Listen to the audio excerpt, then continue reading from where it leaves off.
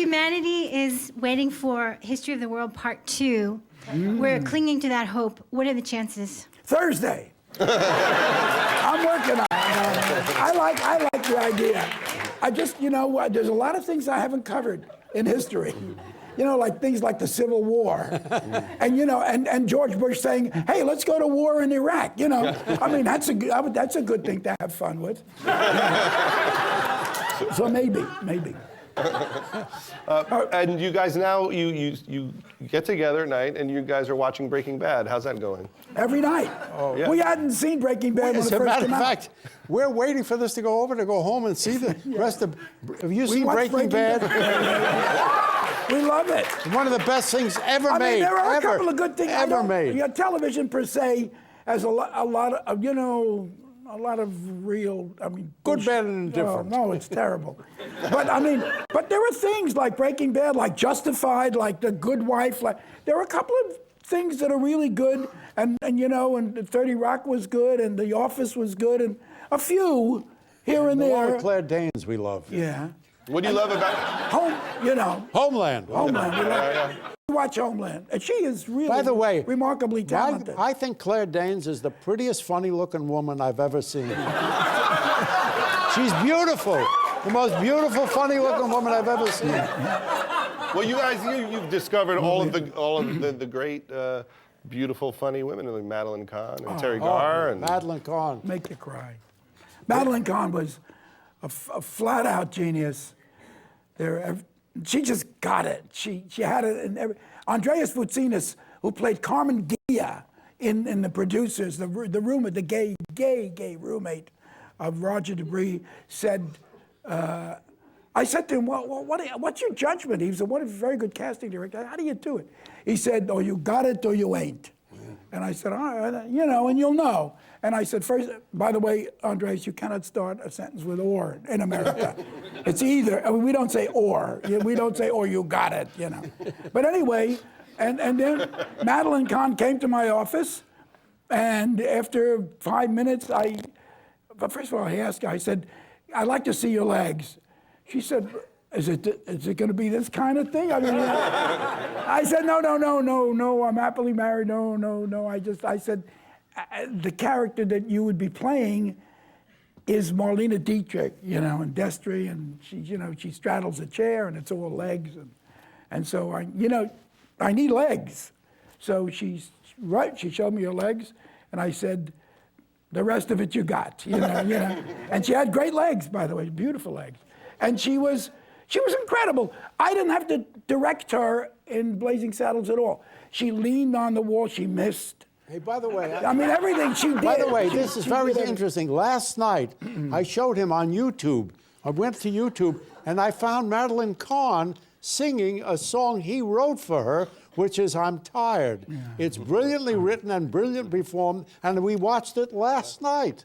And she was too much. She was my partner in crime. She was the best of the best, I love that you guys are just sitting around watching Breaking Bad and YouTube videos. It's exactly my house. It's exactly my house. That's There's only one redheaded person in the room. Give her the. Okay. This is going to be the last. You missed somebody else. Here we. Yeah. Hi. I just wanted to ask you. You've been making people laugh for generations. Did the same thing work when you first started out that worked 10 years ago? That works now, that's going to work in the future? In other words, does the same thing always make people laugh? Good. That's an exceedingly good question, and that's true. If it's bright, if it's clever, if it's surprising, if it is kind of dropping the other shoe, everybody knows something, and when you spurt it out, everybody knows everything. But they don't, it's in the back of their head. And when you say it, when you say, like for instance, I'm going to tell you something that's funny. Okay, we have Cleavon Little, the black sheriff. He's in the dark. He's in a room in Madeline Kahn's dressing room in Blazing Saddles. It's all dark. And she says, is it true what they say about you black people? Is it true that you're gifted? sexually that it's really, that you have a big, that everything is big, and is it true? Is it true? And then she lapses into some kind of strange sounds. And he says, I hate to disappoint you, Miss Von Stupp, but you're sucking on my arm. Now, and you know that's going to be funny because of the surprise, So it's true. What's funny is funny forever. A more intellectual answers to that. Is that I like that. comedy always reflects the mores of the times. You talk about what is today, the relationship between men and women, the people to society, to their governments, and it's always the same. And the same jokes work, not the same jokes, but making fun of the things around you always works. Although we were never political when we wrote the Show of Shows. Weren't allowed to be. Because we knew political humor is temporary, and we knew that human behavior and more importantly, human frailty is forever and ever. But more important, the networks wouldn't let us do it. More important, we wanted to do it. We wanted. No, we never would. There was a Vietnam War working at the time, and we were dying to say this. Carl was the only one in the room that kept yelling about that. We didn't give a shit. He was always political. He was always political and always bald. I mean, I met him. I mean, even in the army, he had a lot of hair, and then, like in 19, what was the war? 1918? Oh, that was the first one. No, in the Second World War. Yes, that's my own hair. Yeah, that's his own. That's my own hair. That's my own. Yeah, he was my very own handsome. hair. He was very, very handsome. He really was. And I used to ask him, to come with me on dates, and we'll go to an ice cream parlor, and they'll come over to see you, and you'll He introduce didn't need me for dates. Do you know who looked at him and said, "There's the man I wanted to marry"? Anne Bancroft. I got lucky.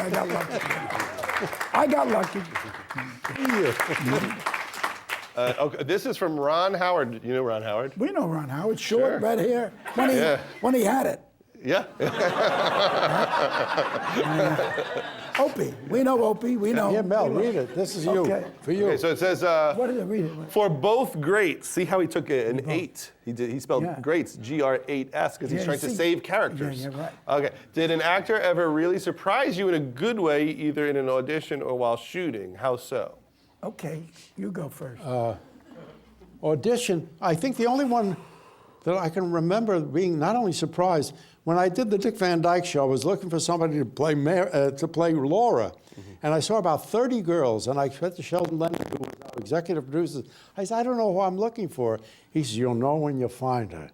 And I said, well, one day this girl comes into the office, and she was very depressed because she said she had been on, she told me later she'd been on many interviews that week and didn't work it. It was Mary Tyler Moore. She walked into the office, and I handed her the script, and I said, say a line. And all she said was the first line, like, hi, Rob, or something. One line. I heard a ping in her voice, and I did this. I jumped up, and I made my hand into the claw that you see in the machines at the fair, that pick up. I went across the room with my hand like this, and she thought I was going to accost her, And I grabbed the top of her head like the claw. I says, come with me, and she came with me, and I walked her down the hall that way, and to Sheldon's office, I said, I found her. I found her. Yeah. That's so great. Now you. Yeah, top that, Mel. Top Yeah, that. no actors ever surprised me. How about Marty Feldman? The only one that really surprised me was there was an act. I was casting for Blazing Saddles. I took two great. I'm not. It's over. That movie is played already. You can't help me. So, anyway, I was thinking,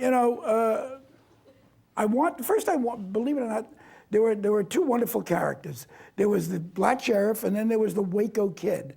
And I kind of I had a vision of a leathery-faced, recovered kind of alcoholic guy. And I said, oh, I got it. I got a gig young, because I knew he was an alcoholic, and he'd played kind of an alcoholic and they shoot horses, don't they? And he's a fabulous actor. And I thought I'd give some spine to, you know, a wild comedy where they're eating beans and farting around a cage. I would give it substance, you know. I have never been regarded as any kind of filmmaker that gave anything substance. So anyway, I hire Gig Young, and the first scene is in the jailhouse, and he's recovering from a binge, a night of drinking whiskey, and he's hanging upside down in the jailhouse, and Black Bart, the black sheriff, played by, that's another story, by the late great, I loved him, Cleavon Little. So Cleavon comes over and says, "Are we awake?" And he says, he's supposed to say, "I don't know, are we black?" You know, because this is 1874, you know, in the West. So he says to him, "Are we awake?" And Gig Young says, "I don't know, are we blah? Are we blah?" And green stuff starts to come out. And I turned to my assistant director and I said, "Look at this fucking performance." I said, look what he's giving. My God. Holy shit, am I not a genius to get a guy who would give everything like green? He's like, you know, and then a little too much green stuff started spewing, and finally he was throwing up and screaming, and we had to get an ambulance to take him away.